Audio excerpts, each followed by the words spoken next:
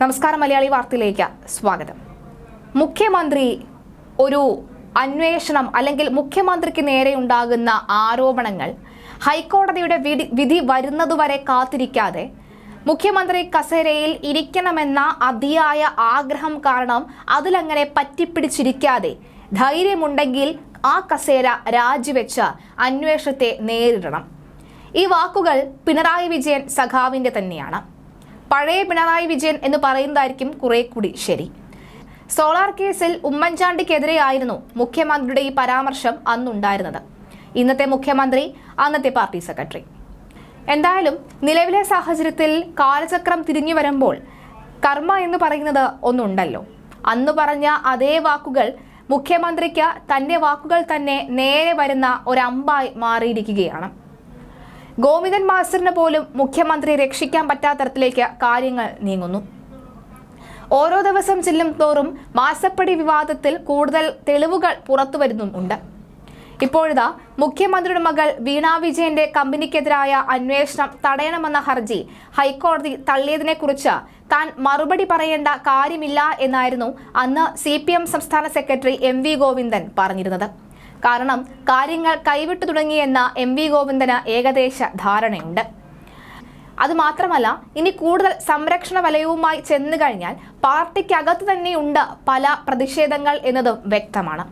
എന്തിനും ഏതിനും അഭിപ്രായം പറയുന്ന EP ജയരാജൻ പോലും കാര്യങ്ങൾ വ്യക്തമായി പഠിച്ചതിന് ശേഷം മാത്രമേ ഈ ഒരു വിഷയത്തെക്കുറിച്ച് അഭിപ്രായം പറയുന്നുള്ളൂ എന്നാണ് തടിതപ്പിയത്. എന്തായാലും സംരക്ഷണ കവചവുമായി നിന്ന രണ്ട് കൂട്ടരും കൈയൊഴിഞ്ഞ സ്ഥിതിക്ക് ഇനി രക്ഷിക്കാൻ ആരുമില്ല എന്ന് സാരം. മുഖ്യമന്ത്രി പണ്ട് പറഞ്ഞ പോലെ, അതായത് പഴയ വിജയൻ പണ്ട് പറഞ്ഞ പോലെ, ഒരു ഹൈക്കോടതി വിധി വരുന്നതുവരെ കാത്തിരിക്കേണ്ട കാര്യമില്ല, ധൈര്യമുണ്ടെങ്കിൽ രാജിവെച്ച് പോയിക്കോളൂ. ഇതേ ഡയലോഗ് തന്നെയാണ് മുഖ്യമന്ത്രി പിണറായി വിജയനോട് സാധാരണക്കാരായ ജനങ്ങൾ പറയുന്നത്. അവർ പറയുന്നത് ഒന്നു മാത്രം: ആദ്യം മുഖ്യമന്ത്രി നന്നാവുക, പിന്നീട് ബാക്കിയുള്ള മന്ത്രിമാരെ നന്നാക്കുക, അതിനുശേഷം മതി ജനത്തെ നന്നാക്കാൻ വരുന്നത് എന്നാണ് സാധാരണക്കാരുടെ അഭിപ്രായം. മാസപ്പടി കേസിൽ അല്ലെങ്കിൽ മകൾക്ക് നേരെ ഉയർന്നു വരുന്ന പല കാര്യങ്ങളോടും ചോദ്യങ്ങൾ ചോദിക്കുന്നവരോട് കൃത്യമായ മറുപടി പറയാൻ മുഖ്യമന്ത്രി കഴിയുന്നില്ല. ഈ ചോദ്യങ്ങളൊക്കെ തന്നെ ഈ നാട്ടിലെ സാധാരണക്കാരനായിട്ടുള്ള ജനങ്ങളുടെ മനസ്സിലുള്ള ചോദ്യങ്ങൾ കൂടിയാണ്. എന്തായാലും പല സംഭവ വികാസങ്ങൾ, ഇനി വരുന്ന പല കാര്യങ്ങളും വീണയുടെ കമ്പനി തന്നെ കൈകാര്യം ചെയ്തോളുമെന്നാണ് MV ഗോവിന്ദൻ പറഞ്ഞത്. അക്ഷരാർത്ഥത്തിൽ വീണയും മുഖ്യമന്ത്രിയും പെട്ടുവെന്ന് സാരം, ഒറ്റപ്പെടുത്തിയെന്ന് സാരം.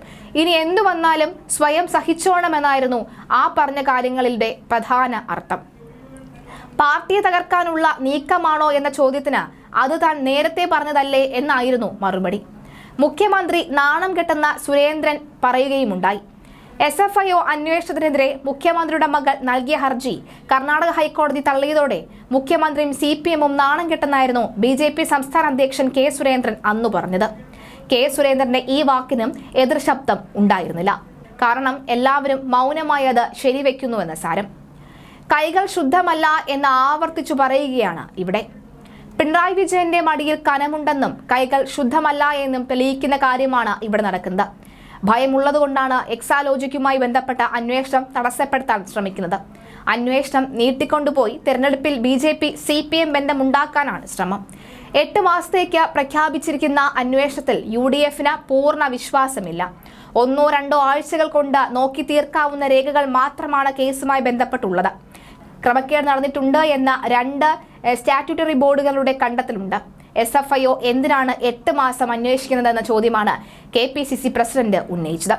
എന്തായാലും 8 മാസം എടുത്താലും 8 ആഴ്ച എടുത്താലും സത്യസന്ധമായിട്ടുള്ള അന്വേഷണം നടക്കട്ടെ. ഇതിനു പിന്നിൽ ഒളിഞ്ഞിരിക്കുന്ന സത്യാവസ്ഥ എന്താണെന്ന് പുറത്തു വരട്ടെ.